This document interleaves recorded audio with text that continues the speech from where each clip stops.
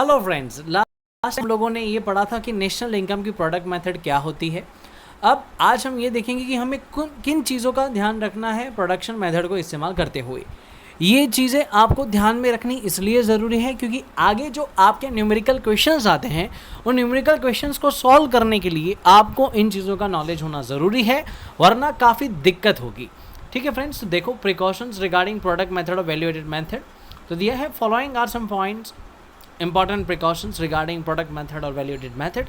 पहला है value of the sale and purchase of second hand goods is not accounted for because value of second hand goods is already accounted for during the year they were produced. Friends देखो यहाँ पे क्या बोला गया है कि second hand goods को नहीं लिया जाता, क्योंकि सेकंड हैंड गुड्स जो हैं, मतलब मान लो किसी ने आज गाड़ी खरीदी बट सेकंड हैंड खरीदी, उसको 3 साल पहले किसी ने खरीदा था, तो क्योंकि उस गाड़ी की वैल्यू 3 साल पहले कहीं पे कैलकुलेट हो चुकी है तो उसको फिर से अभी इस साल कैलकुलेट करना, वो किसी देश ने कोई नया प्रोडक्शन किया वैसा नहीं माना जाएगा, इसलिए सेकंड हैंड चीज़ों को लिया नहीं जाता।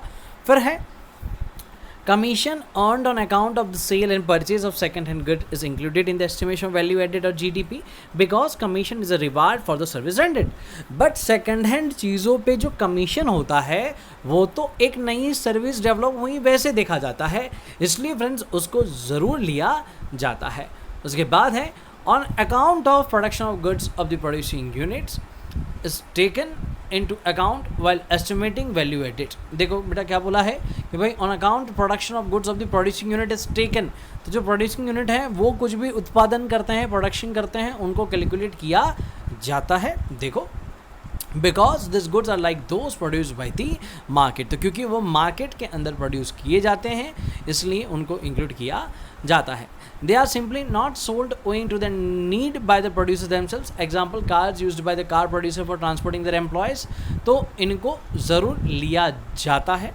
ठीक है, देखो भले ही वो बेचा नहीं जाता बट वो उत्पादन तो है ही है। जैसे कि आपको पता होगा कि कार्स क्रैश के लिए इस्तेमाल की जाती है, डमीज़ को रख के फिर क्रैश किया जाता है यूं ही आर्टिफिशियल उसकी स्ट्रेंथ वगैरह देखने के लिए, तो उनको इंक्लूड किया जाता है।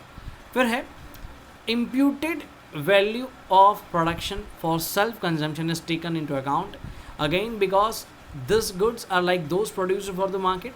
Example wheat produced and consumed by the farming families themselves। तो एक मार्केट वैल्यू के बेस पे या अंदाजे से अगर आपने किसी चीज़ को सेल्फ कंजम्पशन के लिए प्रोड्यूस किया है, मान लो टेलर ने खुद कपड़े स्टिच किए या फिर किसी फार्मर ने ग्रेन्स अगर ग्रो किए, तो खुद के लिए भी अगर वो इस्तेमाल करते हैं सेल्फ कंजम्पशन के लिए भी, तो भी उसको इंक्लूड किया जाता है। फिर है value of intermediate goods is not included. क्यों वैल्यू ऑफ इंटरमीडिएट गुड्स को इंक्लूड क्यों नहीं किया जाता? तो फ्रेंड्स इसका सीधा सा कारण यही है कि क्योंकि हम सिर्फ और सिर्फ फाइनल गुड को ही अकाउंट करते हैं। फाइनल गुड को अकाउंट करते हैं तो इंटरमीडिएट गुड्स की वैल्यू उसके अंदर आ ही जाती है।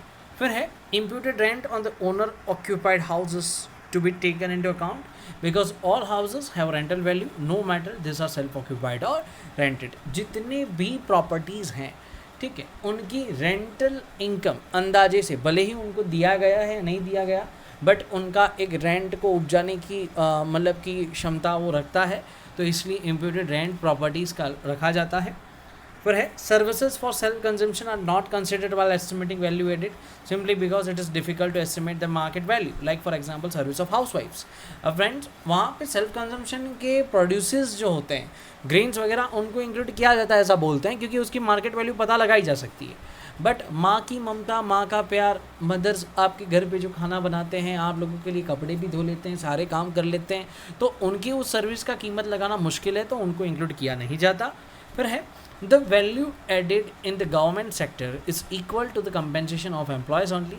This is because the data regarding rent and interest are not available for this sector and profit just does not exist because all that is produced is meant for collective consumption not for sale in the market। और अगर government sector ने किसी भी तरीके का, ठीक है, मतलब कि वैल्यू एडिशन किया और उसका जो कंपेंसेशन जो है वो एम्प्लॉयज़ के साथ ही जाता है, उनकी कोई भी मंशा प्रॉफिट कमाने की नहीं होती है, बट मतलब कि काम को आसान करने के लिए होती है, कलेक्टिव कंजप्शन के लिए होती है, लोगों की ज़रूरत के लिए होती है, तो उसको भी अकाउंट नहीं किया जाता।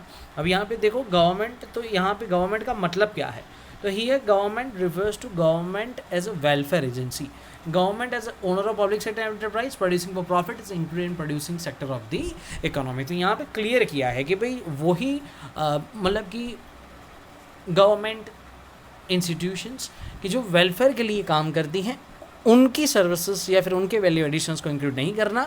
बाकी जो PSUs हैं, पब्लिक सेक्टर यूनिट्स हैं, जो कि पैसा कमाने के लिए करते हैं, उनको इंक्लूड करना ही करना है।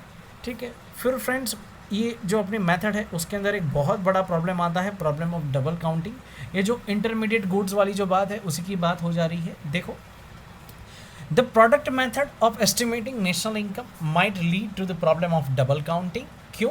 The problem arise when the value of certain goods is counted more than one. अगर किसी एक गुड या सर्विस की वैल्यू एक से ज़्यादा बार कैलकुलेट कर ली गई तो वो दिक्कत खड़ी करता है। This happens when we fail to draw the distinction between final good or final sales and intermediate goods or intermediate sales। अगर हम ये पता नहीं लगा पाते कि फाइनल गुड्स कौन से हैं और आपने इंटरमीडिएट गुड को भी किसी जगह पे फाइनल मान लिया और उसको इंक्लूड कर दिया तो डबल काउंटिंग होती है। As far as an individual entrepreneur is concerned, it sells its goods as final product and treats its sales as final sales। अब कोई भी एंटरप्रेन्योर हो, अगर वो अपने गुड को बेचता है तो वो अपने उस गुड को फाइनल गुड की तरीके से ही ट्रीट करता है। पर यहाँ पे क्या बोल रहे हैं, but it is for the students of economics to classify sales of different entrepreneurs as final goods and intermediate goods depending on their end use. But economics के स्टूडेंट्स का क्या काम है, तो उसको किसी एंटरप्रेन्योर के व्यू पॉइंट से नहीं देखना, उसको यहाँ पे इकोनॉमी के नेशनल इनकम को एसेस करने के लिए एंड यूज़ को देखना है।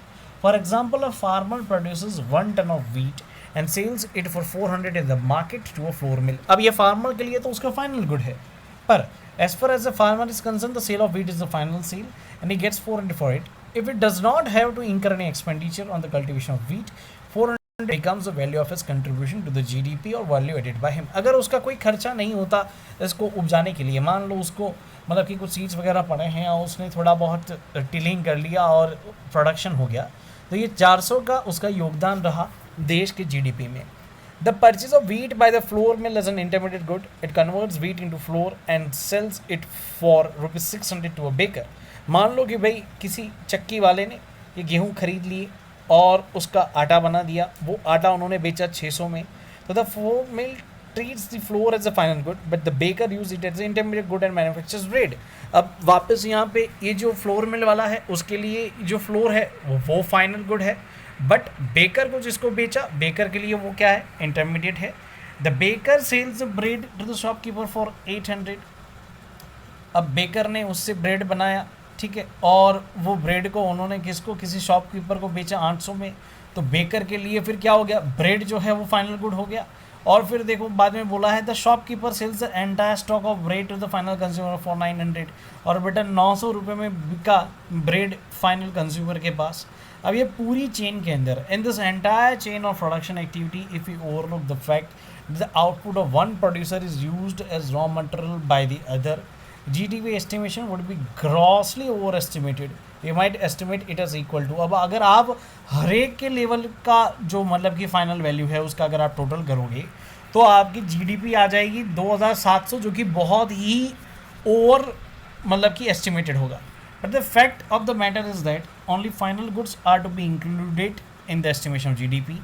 तो फाइनल गुड को ही आपको इंक्लूड करना चाहिए और आपको क्या करना चाहिए, डायरेक्ट जो 900 वाली वैल्यू है उसको इंक्लूड करना चाहिए, ना कि 2700 रुपये। मतलब कि पहले 400 के गेहूँ थे, 400 के गेहूँ में 200 का वैल्यू एडिशन होके वो 600 का हुआ, 600 में 200 का वैल्यू एडिशन होके वो 800 का मतलब कि ब्रेड बना, और 800 का वैल्यू एडिशन मतलब कि किसी प्लेस पे छोटी क्वांटिटी पे कंज्यूमर्स को मिला और वो 900 का हुआ।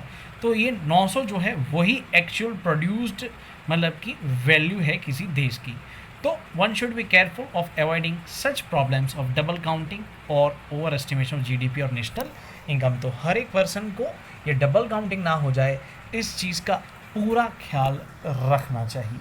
ठीक है, अब अगर आपको डबल काउंटिंग अवॉइड करना है तो आप क्या कर सकते हो, तो फ्रेंड्स यहाँ पे जैसे कि है तो आप डायरेक्ट आप जो फाइनल गुड की वैल्यू है 900 रुपये उसको लो, या फिर आप 400 प्लस 200 प्लस 200 प्लस 100 मतलब कि वैल्यू एडिशंस लो।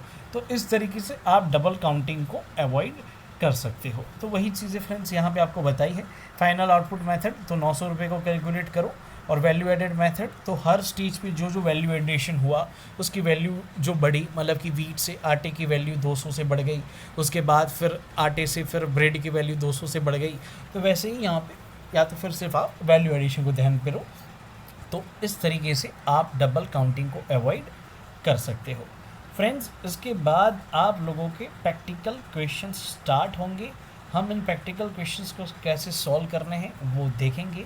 जैसे कि अगर आज के एग्जांपल की बात करें तो देखो, on the basis of the following data about an economy which consist of only 2 firms, find out value added by firm A and B and gross value added और gross domestic product at factor cost. तो मतलब कि factor cost पे आपको value पता लगानी है। अब देखो, फर्म ए जो है उसने बेचा है 100 रुपीज़ का, फिर purchase from firm B by firm A, purchase from firm A by firm B, sales by firm B. अब बेटा ऊपर का रीड करके आसान लगता होगा, बट अभी ये रीड करोगे ना तो चक्कर आएंगे। तो बेटा मैं आपको आज एक छोटा सा काम देता हूँ। आपको क्या करना है, आपको ट्राई करना है कि भाई क्या इस चीज़ को अभी हम जो इजी समझते हैं उस बेसिस पे सॉल्व करने का ट्राई करोगे तो हो जाएगा या नहीं होगा, ठीक है। और नेक्स्ट लेक्चर्स के अंदर हम इन प्रैक्टिकल्स को कैसे सॉल्व करना है वो देखेंगे। बेटा क्वेश्चन देखो कितना बढ़िया है। ए ने बेचा, ठीक है, फिर क्या बोला है कि भाई purchases from firm B by firm A से बी ने खरीदा, ए ने बी से खरीदा, बी को बेचा। बेटा सब देखो, रीड करो, पता चलेगा। ए के पास लास्ट में इतना बचा है, बी के पास इतना बचा है, ए के पास शुरुआत में इतना था, बी के पास शुरुआत में इतना था, और टैक्सेस क्या आए थे, राइट। ये सारी चीज़ें बेटा देखो तो फिर पता चलेगा कि भाई कितना कितना वैल्यू एडिशन रहता है, ठीक है। पहले खुद से सॉल्यूशन को देखे बिना सॉल्व करने का ट्राई करोगे, फिर पता चलेगा कि वेयर वी स्टैंड। ओके बेटा, थैंक यू।